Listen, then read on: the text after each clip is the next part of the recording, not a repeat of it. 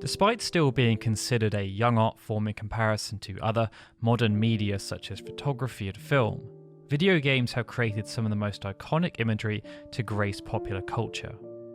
The Final Fantasy franchise has very much been a part of this, and even the most stern critics cannot deny the cultural impact the games have had.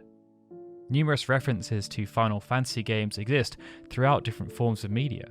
Lightning became the face of an international ad campaign for one of the world's most renowned luxury fashion houses. And Nia DaCosta, the director of The Marvels, even name-dropped Advent Children alongside Horizon and The Last of Us as a primary source of inspiration to her due to its aesthetic qualities. This has been achieved because, from the beginning, meticulous thought has been put into every detail. Each mainline game has offered a new world, containing histories that span thousands of years, with unique and vibrant cultures to breathe further life into the story. Countless hours have been spent on character design, ensuring each new hero or villain is both visually stunning and can resonate with players on an emotional level, something enhanced by working with the likes of Yoshitaka Amano and Tetsuya Nomura. The care and consideration developers dedicate to these games hardly ends there though. Battle systems, usable items, weapons, minigames, and so on are all equally poured over to ensure players receive the best experience possible. So, it should be no surprise that even the very text used in each game bears the same level of thought and consideration as every other aspect does. And so, it's time to celebrate the top 7 fonts used in Final Fantasy games. It may come as a surprise, but the emblematic logo font we associate with the mainline Final Fantasy games didn't actually appear until the franchise was fairly well established. The original 1987 Famicom release of Final Fantasy marked the one and only time in the history of the franchise that the game's logo actually appeared in katakana.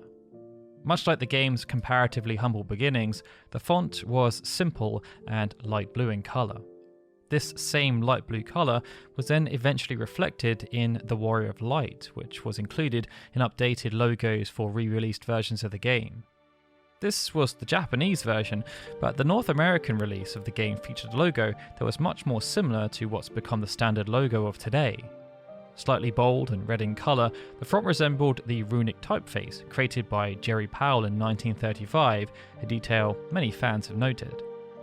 Its use of serifs, that is, the accent dashes on each letter, gave it that old world aesthetic that's become widespread in modern interpretations of fantasy script. But that original Japanese logo typeface is still pretty special, not least because it incorporated the crystal motif so effectively. Now, much like the original Final Fantasy II and III also had different logos between the English and Japanese releases, though for very different reasons. The original Japanese release of Final Fantasy II and III featured a stylized logo designed by Yoshihiro Kagami. The entire logo resembled a dragon, with flowing and sharp designs that evoked imagery of curved talons and sweeping tails. Most notably, the F in Final contained a draconic eye to pull the whole concept together, and tails were also incorporated in the word fantasy. Over in North America, both of these games were planned to release on the NES. New logos were drafted up that incorporated a giant sword slicing down the middle, presenting a double hilt as it combined with a T in fantasy, while also splitting the Roman numeral. This logo was also planned for use on the Final Fantasy Legend II, aka Saga II. But with localized versions of Final Fantasy II and III ultimately cancelled, the marketing team in North America went in a different direction. Final Fantasy Legend II ended up having a brand new logo commissioned, but the sword manifesting as the T in fantasy was retained. This design was then carried forth to subsequent entries, first starting with Final Fantasy Adventure, which was a localized version of Seiken Densetsu Final Fantasy Gaiden. This game featured a solid green background. Final Fantasy IV, which was rebranded to Final Fantasy II, then adopted the same style, but with a red background. Final Fantasy Legend III then used a purple background, before Final Fantasy VI, which was localized as Final Fantasy III, added more details, including the sassy Moogle. It might not be quite as iconic as the now codified Final Fantasy font, but for those in North America, it still stokes fond memories. Now, logos often get a lot of the attention, but that doesn't mean in-game typefaces should be ignored. These are collectively viewed for tens or hundreds of hours as players make their way through the respective games. In earlier generations, the graphical limitations of the 8-bit and 16-bit era games resulted in beloved and iconic pixelated art styles. Despite being bound by technical constraints, artists and designers persisted and created vibrant and expressive settings and characters. In-game font, however, was chosen for practicality over style, favouring ease of legibility above all else. But people became very comfortable with those fonts. It's why the Pixel remasters ended up being so controversial upon their launch, as the developers opted to change the font. This saw the once blockier text replaced with narrowed lettering, which some fans saw as a genuine accessibility concern, as the narrowed letters were much more difficult to read. A number of players felt the remasters did the text an injustice, feeling the font went against the spirit of a Pixel remaster. Unofficial mods were released post-haste to fix this discrepancy, with Square Enix themselves then officially fixing this for subsequent releases. But you just can't go wrong with the typefaces featured in the original Famicom and Super Famicom games. That then serves as a nice setup for the font that came soon after and accompanied the most successful game in the franchise. Unlike the earlier games, where developers chose simplicity over style due to the technical limitations of their time, Final Fantasy VII, as the first Final Fantasy game in the 32-bit era, was afforded a bit more freedom from a visual perspective, and this opened the door to using fonts that were more commonplace that required less customization. It's unclear the exact font used in the game, but this meant Final Fantasy VII was able to feature something that was very similar to Verdana, a font that was first released in 1996 and featured in numerous Microsoft applications such as Office and Internet Explorer. The font itself was designed by Matthew Carter for use by Microsoft because, as a company, they saw a demand for a font that hinted at being handwritten. A modified version then appeared in Final Fantasy VII, and it ended up becoming instantly recognizable, especially when coupled with the menu boxes and their purposeful color gradients. So far, we've discussed a number of custom-made typefaces or those that have been adapted for use in Final Fantasy games. Some of them relate to bespoke logos used to aid brand recognition, while others relate to in-game text, there to facilitate a player's experience across the entire game. The examples we've used thus far, though, have been associated with single-player games, each with their own linear, unchanging experience. But while these games were big in scope and scale, with walls of text required to be read and digested by players, they were nowhere near comparable to what's expected from an MMORPG. Square had wet their beak in this genre with Final Fantasy XI, but Final Fantasy XIV introduced layers upon layers of additional complexity. As of 2025, Final Fantasy XIV is by far the most profitable game in the history of the franchise, and it boasts a dedicated fanbase that stretches across the globe. With such an international focus, though, the developers of the game needed to ensure the game was accessible to those millions of people around the world, irrespective of the written language they used.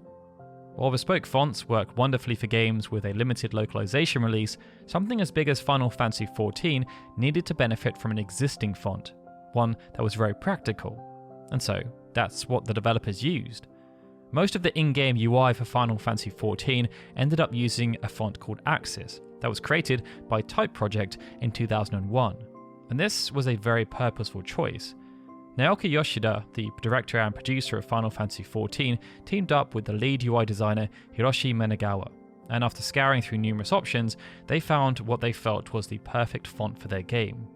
Such was their happiness with the end product that they even allowed Typeface to create a case study back in 2012, before Realm Reborn had even shipped, where they explained how and why they went with Axis. To summarise, they believed the font was easy to read and loved that it supported a number of different languages without additional work being required. Of course, not everything is meant to be read for hours on end. Highly stylized fonts can make a world feel vastly different from our own, especially if they were designed to look like another language entirely. Final Fantasy X has become one of the most treasured games in the franchise for a number of reasons. Its choice of typeface isn't always mentioned when we're discussing why, but this is a list about fonts, and it would therefore be a sin to exclude Final Fantasy X, as it had some of the most interesting fonts used in any game. The world of Spira had several cultures, one of which was the Albed. They were ostracized by most of society due to their reliance on Machina, something the dominant religion, Yevon, considered sacrilege. To add to their outsider status, the Albed spoke a different language, which was functionally a substitution cipher. Letters were switched around while still using the same syntax and grammar, so the letter E was replaced by A, etc., etc. In addition to this, the Albed script was a very stylized version of the Latin alphabet, and any Albed text could be read in-game, keeping the cipher in mind.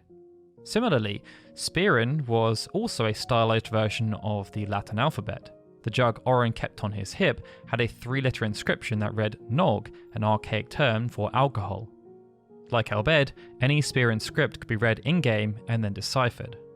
It was a clever way of making the world of Spira feel alive, and thus making the tragedies that befell it feel all the more horrific and heart-wrenching. That then brings us on to the most recognisable font, which after its inclusion has often been simply referenced as the Final Fantasy font. Despite being rebranded as Final Fantasy II in North America and given its own logo, in Japan, Final Fantasy IV marked a turning point that set the standard for how Square approached logos for all mainline games moving forward. That was because Final Fantasy IV was the first game to feature the now iconic font, with Yoshitaka Amano's artwork of Kane Highwind used to separate the two words. Every subsequent entry in Japan used this font, with North American releases adopting it from Final Fantasy VII onwards, and Europeans never knowing any other font, if we exclude localized ports of Seiken Densetsu and Mystic Quest, which weren't even classified as Final Fantasy games in this region. Additionally, katakana superscript or subscript has always featured alongside the Final Fantasy font. Almost every single mainline entry or spin-off game has featured this font in some shape or form since Final Fantasy IV, but there are a few exceptions. Tactics and its successors, for example, don't use the font. Neither does Final Fantasy Explorers or Stranger of Paradise, the latter of which riffed off the original North American logo for the first game. Either way, which has been your favourite font featured throughout the series? Be sure to let us know in the comments below. Oh, and hopefully it was very clear that this wasn't a very serious video. Happy April Fools, everyone. I would, however, like to thank the Reddit user who recommended the topic. I try to view all comments we receive in a pretty serious light, especially those that relate to how I pronounce common words like water. Oh wait, is it water, or even water?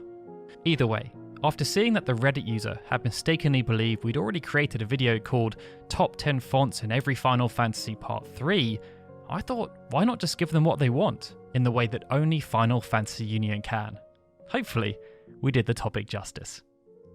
Alright everyone, with that, this is Darryl signing out. As always, I'd like to give a big thank you to all of our Patreon and YouTube membership supporters, especially Benjamin Snow, Chris M. Walker, Christopher Gardner, Christopher Milstead, Clever Chavez, Cody Keith, the YouTube channel EXP Required, Gregory, Nate Hancock, Stephen, and Sukun TDK, who are super special Onion Knights, and of course, a big thank you to everyone for watching this video. I'll see you all again soon for more Final Fantasy goodness.